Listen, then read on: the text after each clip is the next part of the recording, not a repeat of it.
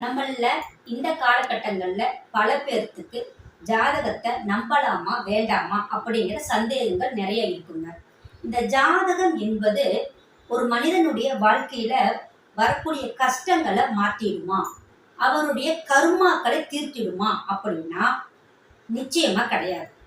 ஒரு மனிதனுடைய வாழ்க்கையில வரக்கூடிய கஷ்டங்களுக்கும் கருமாக்களையும் தீர்ப்பதற்கு உண்டான ஒரு வழியை காட்டுவதுதான் இந்த ஜாதகம். ஒரு மனிதனுக்கு வாழ்க்கையில ஏன் கஷ்டம், பிரச்சனை, கருமா எல்லாமே தொடர்ந்து வருது அப்படின்னா நம்ம முன்ஜென்மத்தில் செய்த பாவ கருமாக்கள் அது மட்டும்தான்.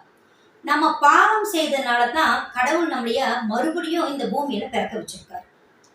அந்த கருமாவை தீர்க்கக்கூடிய வல்லமை இறைவனுக்கே இல்லை அப்படிங்கிறதுனாலதான் ஒவ்வொரு மனிதனுக்கும் ஒவ்வொரு ஆத்மாக்களுக்கும் மறுபிறப்பை கொடுக்கிறாரு. அதாவது பாவாத்மாக்கள் மறுபடியும் அவருடைய கருமாக்களை கொண்டு பூவுலகில் பிறக்கும், புண்ணிய ஆத்மாக்கள் முத்தி அடையும். அதனாலதான் அந்த காலங்கள்ல நிறைய பேர் புண்ணியம் தேடியே அலைஞ்சாங்க. இந்த காலங்கள்ல பணம், காசு, பேரு, புகழ் இதை தேடிதான் நம்ம வாழ்க்கை நகர்ந்துட்டே இருக்கு. இந்த காலகட்டங்கள்ல இதையெல்லாம் தடுக்கக்கூடிய விஷயம் அப்படின்னா அது நம்ம வாழ்க்கையில் நடக்கக்கூடிய கர்மா. இந்த கர்மா தான் பலருடைய வாழ்க்கையில ஒரு தடைக்கல்லை உருவாக்கும்.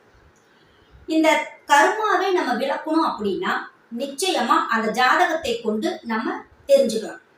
இந்த ஜாதகத்துல சனி எங்க உட்கார்ந்து இருக்காரு, அந்த சனி எந்தெந்த வீட்டை பார்க்கறாரு அப்படிங்கிறத வச்சு நம்மளுடைய வாழ்க்கையில் இருக்கக்கூடிய கர்மாக்களை தெரிஞ்சுக்கலாம். அந்த கர்மாக்களை நம்ம முள்ளால எடுக்கணும் அப்படிங்கிற மாதிரி அந்த கர்மாக்களை நம்ம தெரிந்து கொண்டு அதை சரி செய்து நம்ம பிறகு நம்மளுடைய காரியங்களை நம்ம தொடங்கும் பொழுது அந்த காரியங்கள் தடையில்லாமல் நடக்கும். நம்ம வாழ்க்கையில பிரச்சனைகள் முற்றிலும் முடியும். இந்த கர்மாவின் அடிப்படையில தான் ஒருவர் பிறக்கும் பொழுதே, ஒரு குழந்தை பிறக்குது அப்படின்னாலே அந்த குழந்தையினுடைய முன்ஜென்ம கர்மாக்கள் அப்படிங்கிறது அந்த குழந்தையினுடைய வாழ்க்கையில வந்துடும்.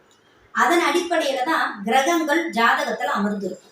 அந்த கிரகங்கள் அமர்ந்த நிலையை கொண்டுதான் ஒரு மனிதனுடைய வாழ்க்கையில் சாகர வரைக்கும் என்னென்ன நடக்கும், என்னென்ன கிடைக்கும், என்னென்ன இழக்க வேண்டியது இருக்குது அப்படிங்கிறது எல்லாமே நம்ம தெரிஞ்சுக்க முடியும். அப்போ ஒரு மனிதனுடைய வாழ்க்கையில ஜாதகம் அப்படிங்கிறது நம்ம வாழ்க்கையை மாத்துமா அப்படின்னா மாற்றிக்கொள்வதற்கு வழிகாட்டும். நம்ம நிறைய பேர் பார்த்தீங்கன்னா நம்ம ஜாதகத்துல நமக்கு ஒரு பாவகர்மா இருக்கும், ஆனா நம்ம செய்யற பரிகாரங்கள் வேறையா இருக்கும், போற ஆலயங்கள் வேறையா இருக்கும்.